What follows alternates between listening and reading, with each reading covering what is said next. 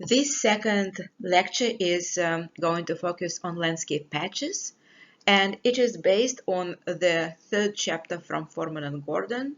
It is also available on the Blackboard in PDF format, and you would also need to work with landscape ecology principles in landscape architecture and land use planning, the little book that we are using in this class, and you will be also using a chapter on patches, starting with page 19, and you would examine different situations when the size and shape and connectivity of patches can give us lots of information about their ecological importance. Finally, I just want to emphasize the importance of these readings because we do have quiz this Friday also on the Blackboard, and so many examples in these quiz questions are going to come from here, all be very similar to what you would find in chapter 2 on patches. If you have any questions, please email me as usually, and of course we can talk more about the concepts related to patches in the online tutorial. As you know already, from the perspective of landscape ecology, all the landscape components essentially can be classified within these three basic groups. Those are patches, corridors, and matrix. And so today we are going to focus on very diverse type of landscape elements called patches. They have multitude of different origins and very different sizes. They can play very different roles. We're also going to talk about the role of shape and size and edge of patches and island effect and various ecological roles associated with different types of patches in different types of landscapes. These are four types of origin of landscape patchiness in landscapes. First of all, disturbances. Disturbances can be anthropogenic or natural, and they lead to disturbance and remnant patches depending on how large is the scale of disturbances. Regeneration patches are caused by regeneration after disturbances. Environmental resources patches associated with natural environmental activity. They are not caused by any particular process, they're simply there. And finally, introduced patches are associated with intended anthropogenic activities.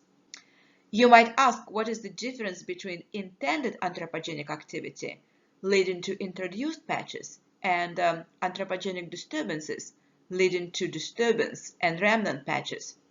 The difference can be sometimes a little bit of blurry if we think of mining or agriculture or transportation. They can lead to something that we want to create intentionally in the landscape, but at the same time create side effects. However, usually we think of intended anthropogenic activity when humans tend to create something intentionally. For example, to plant a garden, to create a park, to build a building, as opposed to anthropogenic disturbances that are simply unintended, unwanted side effect of other human activities. For example, man-made forest fire or pollution. Disturbances in the landscape can be associated both with natural factors and anthropogenic or human-induced factors. Here are some examples of natural factors that can cause patchiness within the landscape, such as mudslides or windstorms or ice storms or outbreaks of various diseases or herbivores or naturally occurring wildfires. Examples of anthropogenic factors include various types of pollution, for example, soil pollution or water pollution or air pollution, caused by different anthropogenic activities. They can be associated with mining or logging or different forms of urban development or agriculture that can be caused by anthropogenic forest fires and many other man-made impacts on the environment. There are two types of patches that can be caused by disturbances. If the disturbance is relatively small, it affects only some areas within the landscape, while the matrix still remains intact. We are talking about disturbance patches. Those are areas that are disturbed within the surrounding relatively healthy and stable landscape, such as, for example, here we see a large patch disturbed by forest logging and erosion, surrounded by undisturbed forest. When the disturbance is particularly large scale and it affects the entire or almost the entire landscape, we will see an inverse mechanism, which is causing formation of remnant patches. Remnant patches are those remaining parts of the landscape that are not affected by disturbance when the rest of the landscape is entirely disturbed. This can happen also as a result of natural or human disturbances. This can also happen as a result of the so-called chronic disturbances, when the same disturbance happens again and again. For example, in the areas prone to forest fires, when the same area can be burned many times. In this case, only small remnants of previously existing vegetation would remain, and they are called remnant patches. There are many examples of remnant patches here around our campus. An example of remnant patches would be this small forest area which is entirely surrounded by agricultural fields or suburban development or other areas that are either intentionally modified by humans or are disturbed by anthropogenic activity. So here close to campus, if you go for a walk in the ravines, you would find some areas of remnant vegetation. Also in Blandford Nature Center on the western side of Grand Rapids, you would find areas of remnant forest entirely surrounded by the city. Those are the refugia for our forest species that play very important ecological role within our urban and suburban areas. Now, regenerated patches are also somewhat associated with disturbances, but differently from disturbance patches and remnant patches. Regenerated patches happen when the disturbances are finally over. Regenerated patches are also associated with disturbances, but they're happening when the area had time to recover and then vegetation is coming back. So this is an example of secondary succession when after recovery we see the return of forest or shrubland or meadow in the areas that are previously disturbed. Again, you can find many of those areas here around campus in the ravines north and in the ravines south. You would find some meadow and shrubland and forest that is slowly regrowing in the areas that were previously occupied by corn and by apple orchards. Environmental resources patches are simply associated with diversity of environmental resources. This can be more moisture or less moisture, higher temperature or lower temperature, higher concentration of certain nutrients or lower concentrations. All these can be leading to natural heterogeneity of the landscape expressed with various patches. Like here, you can find those small patches of desert vegetation showing areas where the roots of plants can access water layer under the sand differently from the surrounding barren matrix, essentially deprived of any vegetation. And finally, introduced patches. Introduced patches are associated with intentional human activity, and this can be planted patches such as agricultural fields, plantation, parks, gardens, golf courses, or all kind of human habitations, human infrastructure that is also considered as patches. Buildings, parking areas, and all kind of structures that are created by humans. Now, landscape ecology provides us with many tools related to landscape metrics. And so patch metrics is an example of landscape metrics, allowing us to describe and quantify different elements of the landscape. And this quantification can be very useful in landscape planning, in landscape design, and also it can help us to understand ecological functions and services of different elements within the landscape. We can gather information about how certain patches can provide habitat for certain species within the landscape, or how well they're connected, and if migration of the species is possible from one patch into another. This information can be also very useful for us from the perspective of human use of the landscape. If we are thinking about recreational potential of certain areas for different types of human activities, for walking, biking, dog walking, we need to know all these characteristics, and we need to understand how the landscape matrix, how the patch matrix is related to various ecological processes within those patches. So simple metrics such as size is very important. So we need to know what is the size of individual patches, what is the typical type of, what is the typical size of typical patches of different origin within the area. This is the mean size. We might need to know what is the mean size of patches caused by a particular type of disturbances.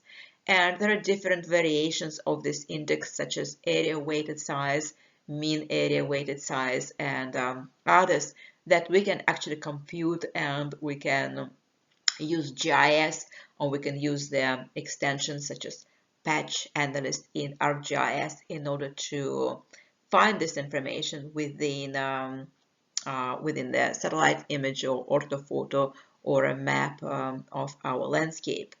The landscape shape is also extremely important because any patch is either an habitat or it can be habitat for humans. And the shape, again, can tell us a lot about its functions. So some animal species, edge species, right, associated with boundaries, they find the most favorable conditions on the boundary of two different types of land cover, such as forest and meadow, or shrubland and meadow, shrubland and forest. So those are so-called edge species, and so they would thrive in large patches that have very long edge. So the shape of those patches would be particularly convoluted. On the other hand, interior species would feel much more comfortable as deeply as possible inside of the shape, and so they really would not like those convoluted boundaries with lots of edge because they don't want to have exposure. Many interior forest species really want to protect themselves from humans, from predators, from other exterior disturbances. So again, the shape of the patch is extremely important describing those ecological functions. Again, there are many indices associated with shape, such as mean shape, mean area weighted shape, shape geometry, graininess, and so on. The percentage of frequency of specific types of patches is also telling us a lot about the content of the landscape, right? We want to describe the landscape for, the purposes of land use development. We need to know what is the percentage of different types of disturbances, of what is the percentage of different patches caused by regeneration, or maybe certain types of environmental resources that are important within this area. And finally, the radius of gyration means the extension of a patch across the landscape. How long are those distances of the same patch that is extending through the matrix within the landscape? So we will talk much more about landscape metrics in a few weeks when we familiarize with patches, corridors, and matrix. Right now, it's really more an example of how we can describe, how we can quantify all these landscape elements. One concept which is very important in connection with patches is the concept of edge. So edge, as I mentioned already, is essentially a boundary between the patch itself and the surrounding matrix. Let's say our patch is forest and the surrounding matrix is agricultural field. So some species would really have strong preference to life on the edge, such as raccoon is a typical edge species, while other animals would actually be very disturbed by the presence of those edges. So edge effect in ecology is very well described, it's very well known by biologists and ecologists. And so the edge can tell us what is really the percentage of those areas that are suitable for edge species versus interior species. Within any large patch, we can identify core, so the interior area will be referred to as core, and then the periphery, which is the area close to the edge. And so core area index is essentially the percentage of the core, this area which is suitable for the interior species.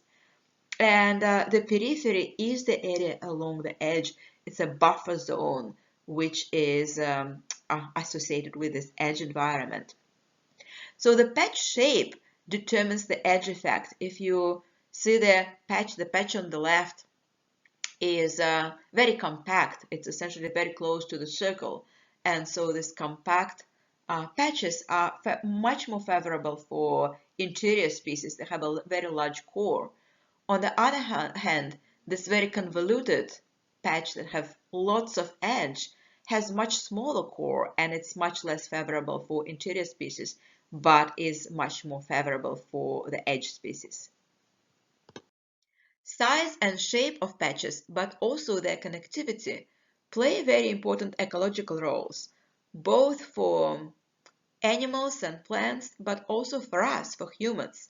So from the perspective of animal and plant species, connectivity plays significant role in functions such as mating, reproduction, food chains, food webs, places where animals can hibernate, movement of seeds, movement of animals through from one patch to another. So depending on how closely or how far away individual patches are related, of course affects movement of species within the landscape.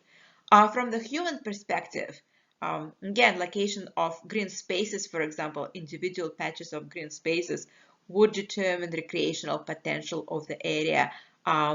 Is it suitable for going for a walk or going on a bike ride when we want to safely travel from one patch suitable for recreation to another patch within the city? One of the concepts that I want to emphasize are the stepping stones. Again, please take a look and check this book. So stepping stones are essentially very small patches that are located not far away from each other, allowing species kind of hop from patch to patch. If they're close enough, there is still connectivity among those patches. However, if one of those stepping stones is taken away, the chain of movement is not possible anymore, and then the species would be extinct in the area. It would need to move out of this area into another habitat. Island effect is causing isolation when the patch is entirely separated from other similar patches. Essentially, it stops serving as an habitat if its size is not sufficient for the population. Or again, from the human perspective, you can think of the patch whose size is too small to provide a capacity for certain ecological function, for example, recreation. You can think of a very small park what nobody wants to use just because it is too small. You can't really go there for a walk. Landscape fragmentation is leading to increasing those distances between patches that are suitable for animal life or for humans for the purpose of recreation, like green spaces. So when we see landscape fragmentation, essentially see the enroachment of disturbances that lead to more and more fragmented metrics and more distances between the disconnected patches that can provide valuable ecological functions and services. And finally, I want again to remind that the size of the patch is significant versus the minimum size of an habitat from the perspective of animals, or versus minimum size of an area needed to provide certain ecological function for humans. So if the patches are too small, or they're too dispersed, or they're too disconnected, they stop really playing the same role that they previously played in the landscape, providing a function of habitat or providing recreational function for humans.